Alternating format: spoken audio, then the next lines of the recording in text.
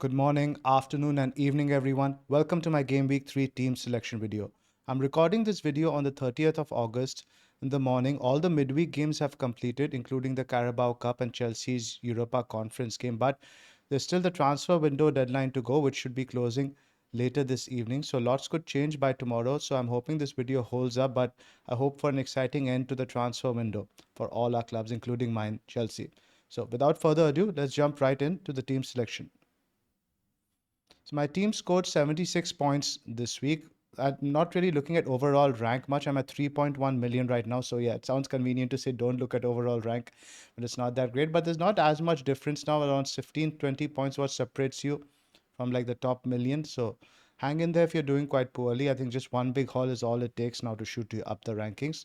The Palace defense disappointed again with 1 point each from Henderson and Munoz. The substitution of Lerma really upset the balance there for Palace, and they were doing well up to that point. West Ham scored the two goals right after. Robinson delivered, continued to prove while he's the best, probably the 4.5 million defender to target. Good bonus point potential, very high baseline. So any attacking return, despite the change to the bonus point system, usually means bonus points for Robinson. Trent delivered with 6. Probably should have had more, but yeah, we take what we can get. 14 points so far from the first two games. Gordon had a poor game, largely, but chipped in with the goal right at the end from a Barnes cross. It'll be interesting to see whether he plays on the left or right with Barnes, because I do think it's going to be Barnes starting and not Murphy in the next game against Tottenham. But so wait and see. I haven't been too impressed with Newcastle. They were quite poor midweek as well in the Carabao Cup. So this fixture, we traditionally expect the next one to have a lot of goals for Newcastle. I'm not sure it will be that case, but definitely hold now, because I think Newcastle right after game week 3 they play Wolves in game week 4, who looked quite shoddy defensively.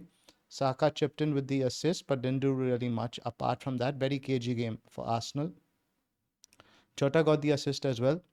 Could have had more. Good asset to hold at least for the short term. Nkunku is obviously a problem. He played 90 minutes last night in the Europa Conference game, and I don't think he's going to be starting this weekend. I've already made my transfer out for Nkunku. I will be sharing that later in the video and discussing various replacements if you still have him. Muniz took 7 shots, more than any other player, but did not find the back of the net. But I think with Fulham's fixtures, you have to keep him for the next 3 to 4 game weeks at least. Haaland, of course, delivered. Huge congratulations to triple captainers. 17 points, that is 51 points if you triple captain him, is a great haul and puts you in a great position now for the rest of the season. Isak failed, but he had a decent game. I think he had 5 shots, and I want to hold on to him. As we see later, his projections are quite good for game week 3, and as I mentioned, 4 and 5 are decent as well. So I have more faith in Isak. There is a temptation to look at Watkins in a week or so, but for now, Isak stays. Now, this is something I want to introduce to you guys. Now, this is the projected goals and clean sheet odds made by Rob T FPL on Twitter. So the bookies, obviously, now when they predict these outcomes, have access to a lot larger database and information than us. So obviously, the odds that these guys project, I think, are probably the most likely outcomes. Whether they come true or not always depends on which side of the coin it lands. Now, you look at the projected goals scored first. Now, City and Arsenal are both right on top. Now, Arsenal, you might argue that the projection seems a bit high given how Brighton have been. But I thought Brighton did leave a few holes. Manchester United got behind them multiple times by playing balls over them because they played a very compact shape. I think Arsenal are going to take advantage of that, and I think Saka is going to be the runner behind the defense. I think he's a decent captaincy shout. We look at the individual player goal projections in the next one, but look at Haaland over there. I think a 2.45 City with the highest projected goals scored is definitely, I think, the best captaincy choice. But right after that is Chelsea with Palace at home. Now, most of us who have got rid of Nkunku probably won't have another Chelsea player. So that's a fixture we largely do want some coverage from. Liverpool versus Manchester United. Liverpool projected to score 2.1 goals. Manchester United, I'm trying to find them. Yeah, they're 1.43. So that's clearly bookies predicting a win for Liverpool. Whereas Villa, you see another team that's being heavily backed, 1.9 goals. Compare this to a Fulham for 1.55, and I will talk about why I favor Rodgers over ESR as my Nkunku replacement.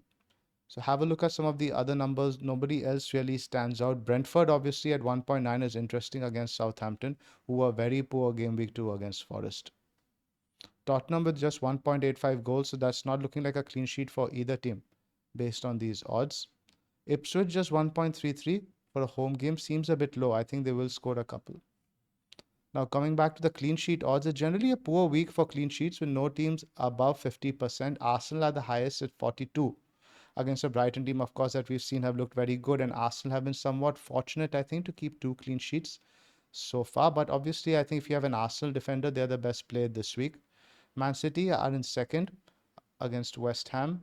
Lopetegui will set up a little bit defensively, given how good City are, and West Ham do pose a threat on the counter. So I think these odds are probably reflective. Villa next with 34% away to Leicester, then Brentford, Chelsea, and Forest. Fulham only with 27%. And it doesn't make me feel great about Robinson's prospects, but that's how it is. And apart from the, let's say, the top two, the clean sheet odds are quite poor this week. So, and the trend has been so far this season to see lots of clean sheets. So, I wonder if that changes this weekend or these odds are defied. Now, this is something else that Rob does. Now, this is the top projected goal scorers this week. Which players will get the most goals individually. So, what he does is he takes a percentage from I'll show you from the next table and puts it to the team's total goals to see which player is most likely to get the most goals, and which is what we want as FPL managers. Now, Haaland is right on top, 0.96, followed by Isak, which is why I was mentioning that Isak is not a player you should be getting rid of. Keep the faith. Maybe you can look at a switch to Watkins in a week or so, but I don't think this is a week to get rid of Isak. Salah historically has done well at Old Trafford, but this might be a different Liverpool and a different Manchester United. So 0.6, while it seems a bit generous, I think it could be potentially matched. Palmer is a very interesting one at 0.57. He looked very pivotal for Chelsea in that number 10 role rather than on the right. Even last night in the Europa Conference game when he came on, he hit the post. So Palmer obviously is a big differential this week, and Palace have looked a little bit ropey recently. Havertz, it's interesting, is a little bit higher than Saka. I didn't expect that. And then you see Watkins, who's actually lower than Isak this week. Other names that stand out obviously over here are Son at Newcastle, Wood and Muniz as the budget forwards to look at. Now, I want to spend some time on this slide now. What we are always looking for in FPL is a talisman of the team. We want a player who's going to be involved in a very large percentage of the goals or assists that the team scores now.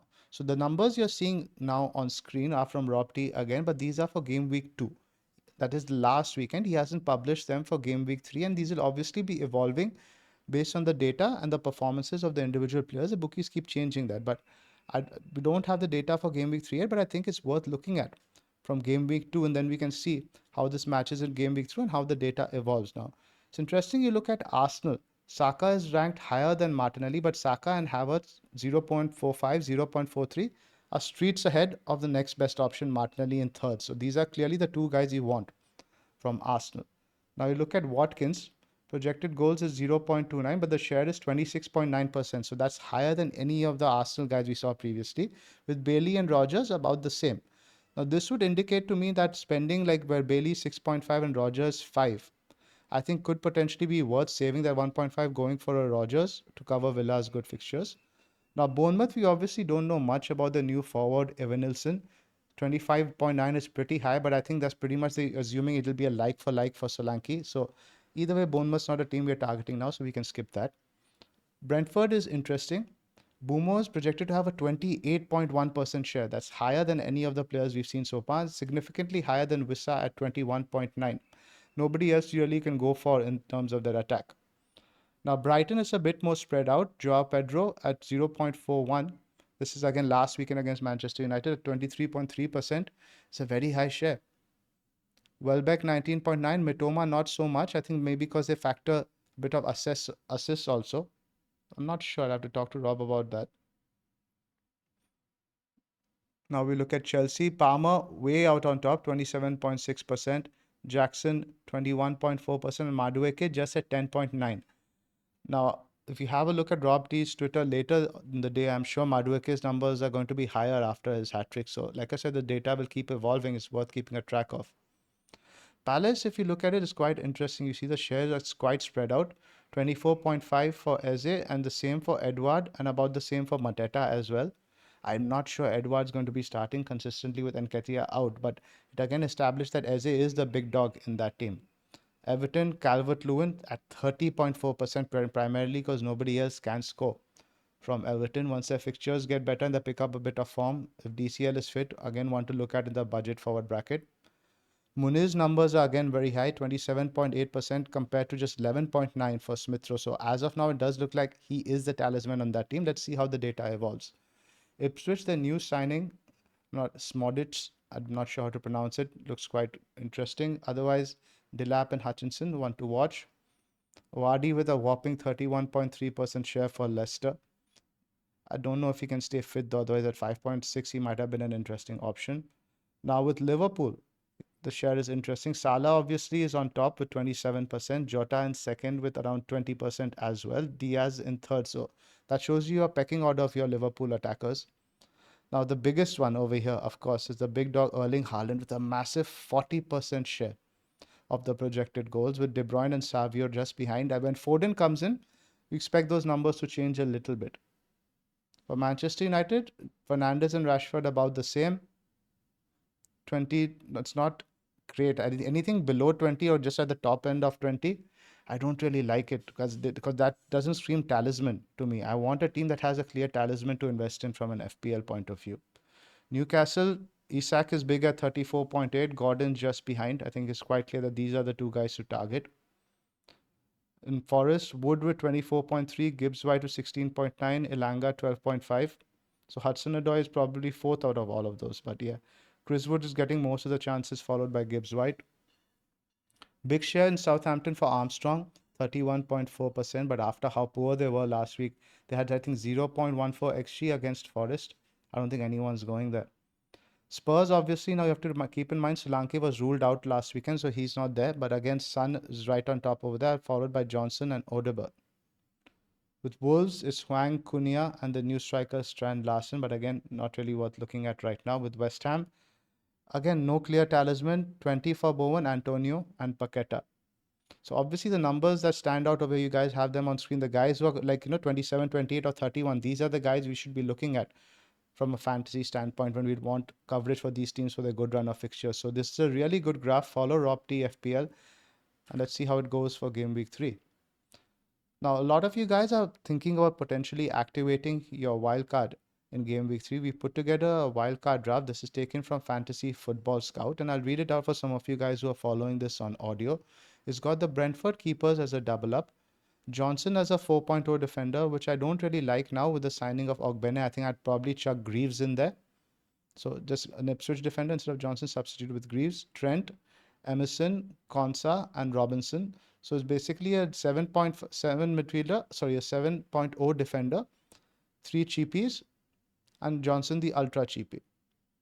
Then in midfield, it's again a lot of cheap options in Smith Rowe and Rogers, but what they do enable is 3 premium mids in Palmer, Salah, and Saka. Saka can probably go on to Foden a little bit later, or you can keep him. I don't mind Saka even for the tougher games. I think probably the only tough game over there is Man City away.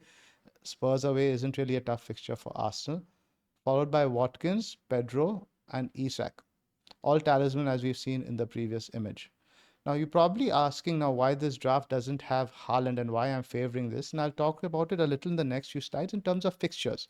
Because what we have seen now clearly that fixtures matter. People backed Haaland with a triple captaincy, nearly 500,000 people against Ipswich. Why? Because they perceived it to be a high scoring fixture where he has a high ceiling. So with so many premium options and the season of where we can't own them all, I think you obviously have to pick and choose your battles. Hop onto these heavy hitters when they have the best fixtures. And I think let's have a look at the fixture list now from game week 3 onwards. This is again taken from the Fantasy Football Scout members area. If you guys aren't subscribed, I highly recommend the data and the information they have there. We're just touching the tip of the iceberg. There's a lot more you can explore. It's like a candy shop for most FPL managers. Now, right on top, you see over there, Villa have the best fixture run, especially the next 4 with Leicester, Everton, Wolves, and Ipswich. Now, apart from that, you see Liverpool, Manchester United away, which you argue is an easy fixture for them. It all depends on your perception of it. Now, then Forest, Bournemouth, Wolves, Palace, and Chelsea. So you look at that from game week 7, Palace away, the fixtures get a little bit difficult. But then from 4, 5, 6, you definitely want a piece of Liverpool attack. And as we have seen, Salah is the clear big dog.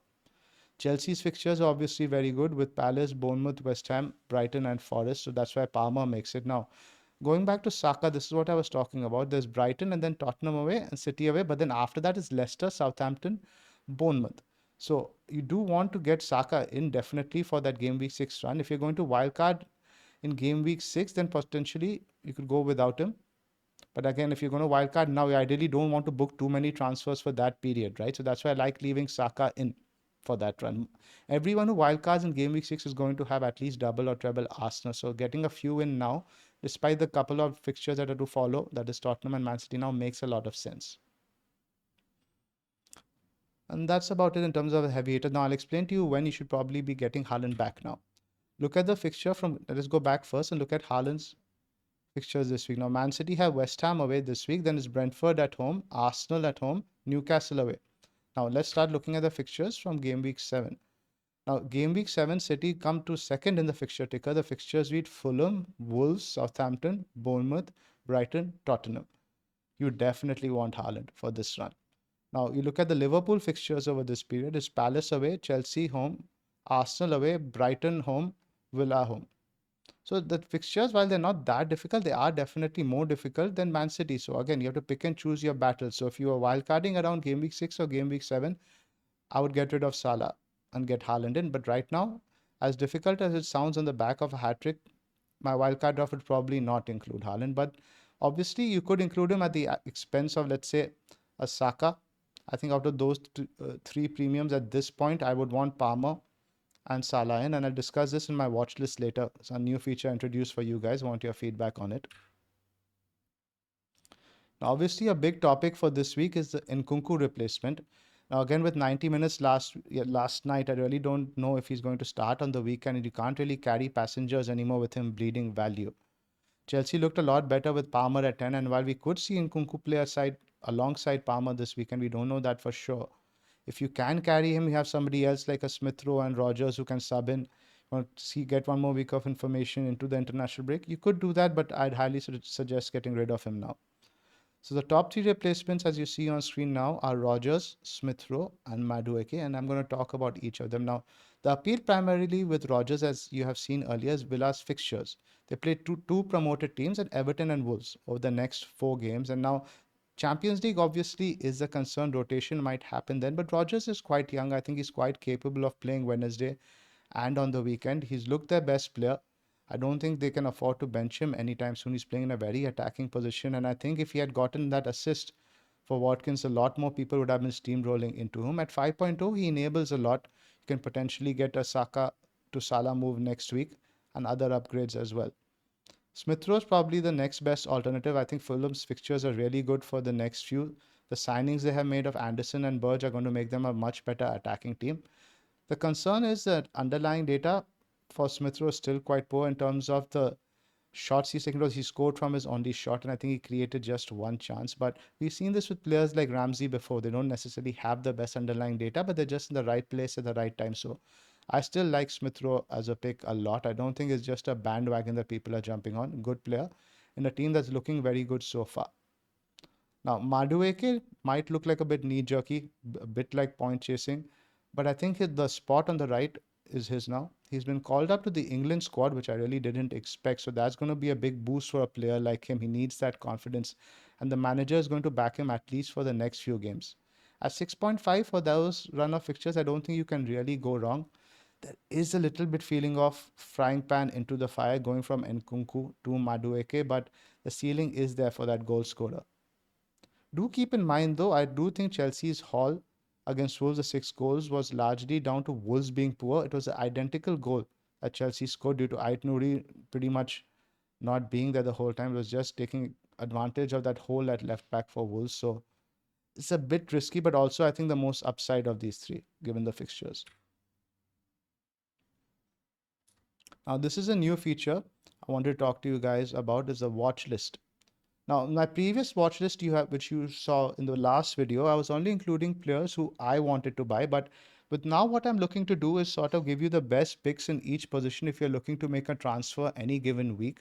So Haaland and Salah will not be making an appearance in any of these because I think they're clearly the best options in the mid and the forward category. So what I'm going to try to do is break up the options as per the different price brackets in each position. For example, in midfield, you see, I'm only going to be putting one premium asset over there, because there's no point putting, let's say, Palmer, Saka, Foden, Son over there. This doesn't really make sense, right? So I want to have the pricing done across a few brackets. So in goalkeeper, I think if you want to get a new one now, I don't think you'll be making a transfer, but if you're on wildcard, I think Martinez really appeals at 5.0 for Villa's great run of fixtures. If not Raya, the short term might be a bit bumpy over the next few, but again, it's a set and forget for the whole season. And if you want him around game week 6 or 7, might as well get him on wildcard now. Brentford are another team that have a great run of fixtures from game week 6. And with Flecken, I think you can even get the 4.0 backup keeper. So he'd be probably the cheapie of choice. West Ham have looked a bit better defensively. So again, Ariola, Fabianski, you can do the double up with both keepers over there. But it's a bit uninspiring. In defense, if you don't have Trent, get him. Similarly for Gabriel, if you're buying a defender now, even though the next few fixtures aren't great, unless you're very clear on a game week 5 wildcard, I think he's a great pick. Robinson, obviously, we discussed a good 4.5, 4.6 pick. Similarly with Konsa for Villa's good run of fixtures. Robertson versus Jota is an interesting one now, because I thought Robbo was quite attacking. And I think his place is obviously a bit more secure in the squad long term. So Trent and Salah are obviously the clear two picks, but Robertson versus Jota is a close one. Today, I think on wildcard, I might be even considering Robertson over a Jota.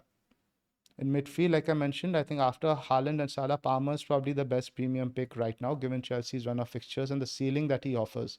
I think at number 10, he's going to be involved in everything and he'll be playing much closer to goal. Then Rogers, obviously, purely because of what he enables, and I think he's a good option also in his own right. Smith Rowe, as I discussed in the previous one. Eze suffered a price drop this morning, which was amusing to see. He really should have had multiple returns by now. I think even he could score against Chelsea. We looked quite ropey defensively. I don't mind buying him this week either, but obviously from next week, the two home games are much more appealing. Bumo, obviously the entry point against Southampton home this week is great. The next two fixtures aren't that inspiring. Obviously, it's City away, Tottenham away. But again, from game week 6, the run is fantastic. So if you can afford to bench him game week 4 against City, I would really be looking to get Bumo in, because I don't think Spurs away is that bad a fixture, but obviously one for the long term. Up top, Watkins hasn't found the back of the net yet, but those fixtures are absolutely fantastic. He'll be chomping at the bit to put that right. So I love Watkins as a pick this week. Havertz, again, good coverage into Arsenal's attack. Good coverage of the goals as we saw earlier. Joao Pedro, again, Brighton's talisman. Very impressive from a non-FPL standpoint. I think he did a lot of work off the ball. I think his minutes are quite secure. I like him as a budget forward, more so than Muniz, who I currently own. It's worrying me a little bit that Muniz has now scored. I think I remember reading this on Scout, from 34 or 35 shots in the box. He scored just one. So I would wait for him to potentially get a goal now before steaming in. But again, with the fixtures, I still like him as a pick. Isak, I've put him at 5th now, primarily because patience is growing a little bit thin. And also most people already own Isak, right? You're not looking to buy him. So I didn't want to spend much time talking about him over there. So do let me know how you guys like this feature. If anything you want me to add or delete to it. But again, remember, keep in mind, Haaland and Salah, there's no point really putting in this. Now, this is my team for game week 3. I made the transfer of Nkunku to Rogers primarily because I have Saka to Salah in mind for game week 4. If I'd gotten Smith Rowe, I couldn't be getting Salah in, because Salah has now gone to 12.6. So effectively, he's like 13.0 for me now. So I've got 3 million in the bank set up for the Saka to Salah move in game week 4. Whether I do it or not remains to be seen. I could potentially just decide I'll go for a Robertson, beef up my defense, do a Muniz to Watkins, etc., etc. But that's the tentative plan right now. For the audio guys, it's Henderson in goal, Trent, Munoz, and Robinson in defense, Jota, Saka, Gordon, Rogers in midfield, Haaland captain with Isak and Muniz. The benches Fabianski, Barco, Winks, and Johnson.